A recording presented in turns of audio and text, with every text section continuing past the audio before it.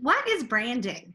I know why you guys are here. You want to know what branding is. It's this weird, elusive, crazy term that everybody talks about. And if you've been on social media for even half a second, you know that that term is thrown about like crazy. And you know that you have to do your branding and you've got to be branded. But what in the world does that mean? It's, this weird, elusive, is it a logo? Is it a website? I mean, what in the heck is it? Well, here's the deal. Branding just means that you're being you. You aren't trying to copy someone else. You aren't trying to do someone else. It means that you have integrity. It means that you're honest in what you're doing. And it means that you're transparent. That is really, at the end of the day, all that branding means. And we'll get into this later. But part of branding means that you have a clear, concise message. And that's what sets you apart from everybody else out there that's trying to compete for space in social media.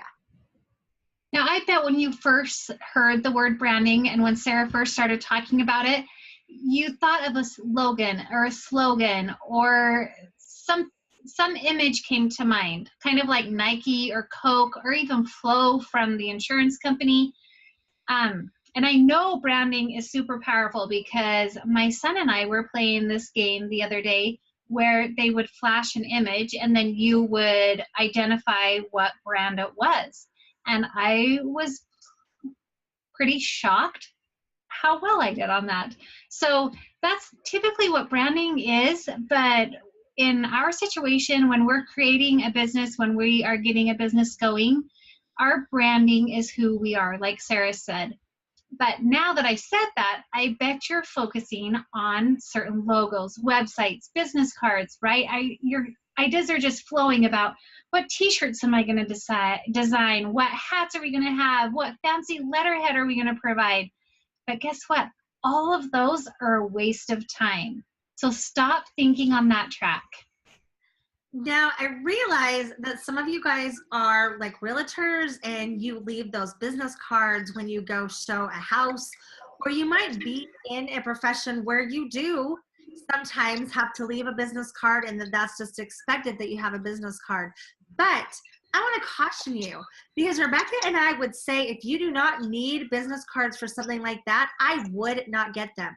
And even if you do need them for something like that, like if you're a realtor, leave your business card on that front table when you walk in, but don't ever, ever, ever just hand that business card out to a stranger. Because as soon as you do that, guess what? You were, number one, being lazy. You were scared to really talk to him. So your way out is you hand him the business card and then you go home and go, yes, I did it. I passed out my business card. My business is growing. But think about this for a second. Your business is not really growing. In fact, you probably just hurt yourself because they're not going to call you. They're not going to use that and go to your website and sign up for your class or buy your product. They're out the door, and chances are that your business card is now in the trash can. So a much better way to do that is if you're talking to someone about your business or what you do or what you're passionate about, ask them for their number. People will give it to you. It's all in the way you ask. In fact, lots of times people will ask me if I have a business card, and guess what? I tell them, hey, I don't have one on me. Why don't you go ahead and give me your phone number and I'll text you later. Everybody's great with a text. And that's, we'll get into that maybe a little bit later too, but people love to text. Don't call. I know that's reversed from what it used to be, but just get their number because now all of a sudden you're in control and you're in the driver's seat. Don't go the business card route. It's going to save you money and you don't have to come up with that fancy what you thought was your logo and brand. You can actually start building your foundation and building your business right from the get-go and not get mired down in all those things you thought you maybe had to have. Another option is to actually pull out your phone and say, look, I would love to stay in contact with you. Can I follow you on Facebook? Or will you be my friend on Facebook? And then have them either send you a friend request or you send them a friend request. And then they're constantly watching what you're doing. So what I want you guys to think about is we kind of talked about some of the activities that are not branding. So setting up your website's not branding. Getting your fancy logo is not branding. Making up your t-shirt is not branding. And you also don't want to brand your company, which we'll get into later. So stop that thinking right in your track. But I do want you to think about maybe some companies that you know that are branded. There's so many, the McDonald's, the Targets, you know, Gap, all, you know, Macy's, whatever it is. Rebecca, can you think of a brand off the top of your head that you know is now branded and is a big name? Yeah, so the one that comes to mind all the time for me, and part of it is because my kids are huge fans of it. In fact, my son won't even let me buy a different brand of socks, and it's Nike. You know, just that, just do it with the swish. Everybody knows what it is, but people don't buy it purely because of the logo or the saying, just do it. They buy it because what that company stands for, the value in the clothing and in the products, the quality of it, the durability, the way they feel when they wear the product. It's like my son, he loves the way the socks fit, and he won't let me buy him anything else. But Nike didn't start out with like a celebrity endorsing them.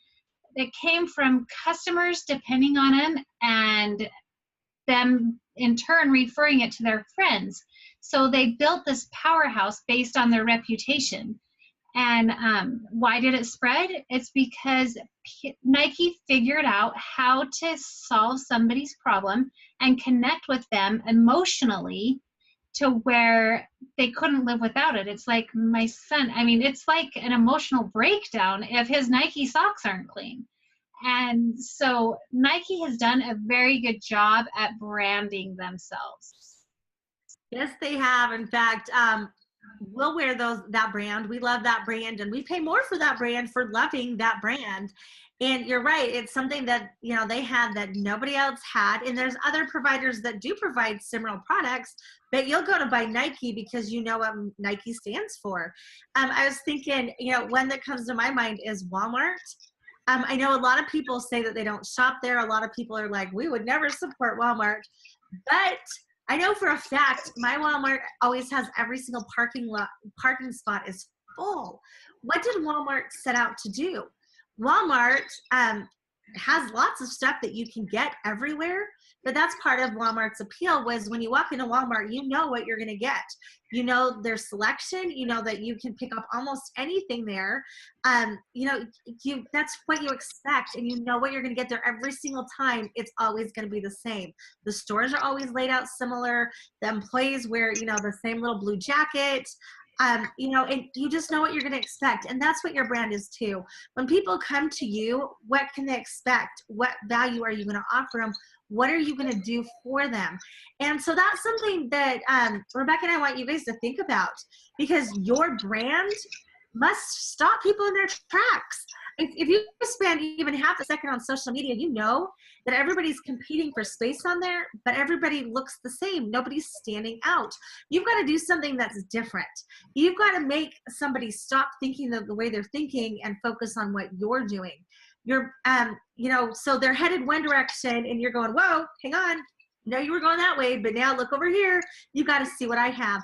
And at the end of the day, it's got to make that emotional connection. People buy and make buying decisions based upon that emotion. The logic gets thrown out of the window. Have you ever looked at something and thought, I've got to have that and I've got to have it now? And it's because you were emotionally connected. If you thought about it logically, you'd go, I don't really have to have that. I don't really need to spend that money on that. But all of a sudden, you are not leaving that store without it, right? Now, here's the good news, is that if you look at like some of these companies that took forever to get branded, the social media branding does not have to take years. It can take a matter of seconds. And we're going to get into this, you know, in the section about how to set up your profile, that people are going to glance at that and know in a second if they like your brand or they don't like your brand. And this happens when you say the right thing at the right time to the right person. So sometimes it might take that person months. Sometimes it might be them clicking on your website, or not your website, on social media or your website, wherever. And within seconds, they know if they like you or not. Rebecca, can you think of some examples of that? Yeah, so I know that on social media, if I find somebody where their videos are like 35, 45 minutes long every time, and I've come to expect that what it is, for me, I can't follow that. And so I just know I'm going to scroll by. But if I find somebody that's super engaging and I know that every time I get one thing from their video, even if it's 2 minutes long or 5 minutes long, I always get a takeaway. Then each time I pass that person comes in front of me, I'm going to stop and I'm going to listen. But if it's somebody that I just see and I'm just like, oh, they're on again. I don't want to name any names, but there are some out there. And it's just like, I can't even watch it. Or there's some that it's like, I've got to stop and watch this because they're really entertaining and they make me laugh every time I see it. And so it's all being able to stop them in their tracks, change their thought process, and now they're focused on you. Got it. Now, I don't want you to confuse something here. Now, I know that there's this big rush for getting as many followers as you can get and a big rush for filling up your friends as fast as you can fill it up. But if they're the wrong kind of friends or the right kind of followers, it doesn't matter. And think about this a step further. So if you are human, which I know you are, you post something on social media and you click back 5 minutes later to see how many likes it has, right? Yeah, I know you do. I do it too. But here's the deal. Being popular has nothing to do with your brand. You don't care if you're popular because what you want to be is an influencer, because anybody can be popular by posting, garbage and fluff. But at the end of the day, just because you're popular doesn't mean that you're going to make money. You want to be an influencer. And what I mean by that is that when you're an influencer, it means that you can actually influence what people are doing. So you can influence, maybe what movies they're watching, what clothes are they wearing, where are they eating tonight? And when you become an influencer, you start to make money because not only, are there other things around it, but if you're building a business, all of a sudden, whatever they're doing, they can't buy it without you. So if you're selling, whatever product it is, they're going to come to you. If you're going to sell a house, they're going to come to you. They're going to refer their friends to you. So then all of a sudden, you'll start to grow in quote unquote popularity, but it's more than being popular. It's about being an influencer. And as you watch these segments, we're going to teach you how to be an influencer, because when you're an influencer, you're actually going to change the way somebody's thinking. You're going to stop them and say, hey, I know that you've always thought this way about this thing, but maybe you're missing a piece of the puzzle. We're going to turn your attention over here, start thinking about this instead, and you kind of incorporate it and mesh it. And as you start, now keep in mind that being popular takes a long time, or, could take a long time. Well, so does being an influencer. So as long as you're going to take a long time, which one would you rather be? So, it goes back to, why does somebody visit your page? Why does somebody want to spend time with you? Why do they care? Why do they watch your videos? And there's a huge difference between being popular and being an influencer. Rebecca, do you want to highlight a couple of those? Yeah, so being an influencer also makes you the expert in what it is that you're doing. But some of the differences between being popular and influencers. So when you are popular, it's kind of like going back to high school, and you're seeking inclusion and acceptance by those that are viewing you.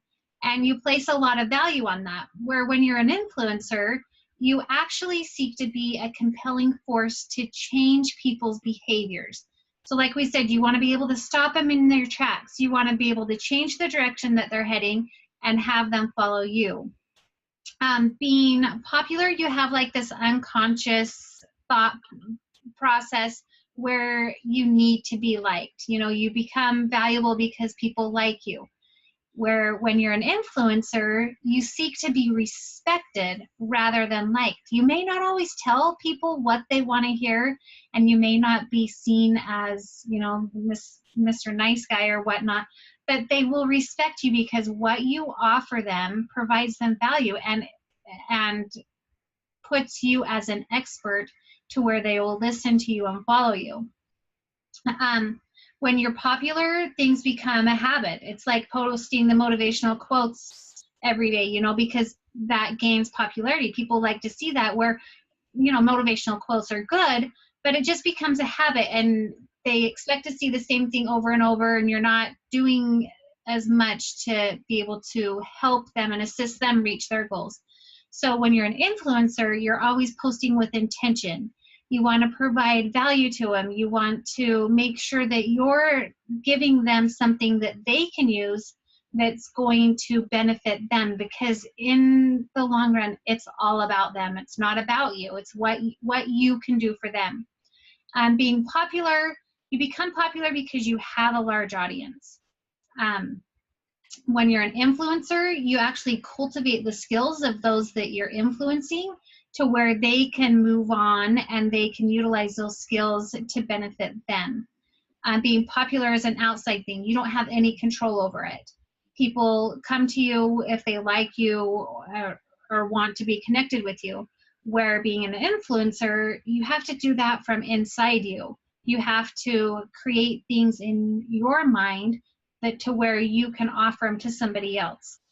When you're popular, you have no guarantee that people are going to follow you because, like I said, it's like you're seeking this inclusion and this acceptance. Where when you're an influencer, you're going to naturally spark other people and like inspire them. And so they're going to want to follow you, and you can almost set it up to where they're guaranteed to follow you each time, because what you're doing is solving a problem that they have. Being popular takes a lot of people, like Sarah was saying. It takes a long time to build. It takes a large group of people for you to become popular. When you're an influencer, you can actually go with one person at a time. You can go person to person because you're intervening with what it is they are doing, and you're seeing results immediately, whereas being popular, you've got to grow that fan base. Yeah, so as we go through these different modules, we're going to teach you how to become an influencer. And we're going to teach you how to post the right way. We're going to teach you how to think the right way, because it does. It starts in the beginning up in your mind, where you can wrap your mind around, you don't care anymore if there's 500 people that like your post. You just care if you're reaching that one person that day at that moment that's ready to make a buying decision based on what you're doing. You are looking for those people that are going to come back day after day after day and check your social media sites just in the hope that maybe you posted something that day. We're going to teach you how to have people that are excited and want to follow you. And as that starts to happen, they'll pull more and more and more people in, and we'll teach you how to post with clarity and teach you how to use social media correctly to be able to become that influencer like we know that you're destined to become. Well, and when you create that community, you have such a tight community that you could never gain just by being popular and seeking that popular crowd. Being an influencer and providing people with what they come to expect from you is so much more powerful.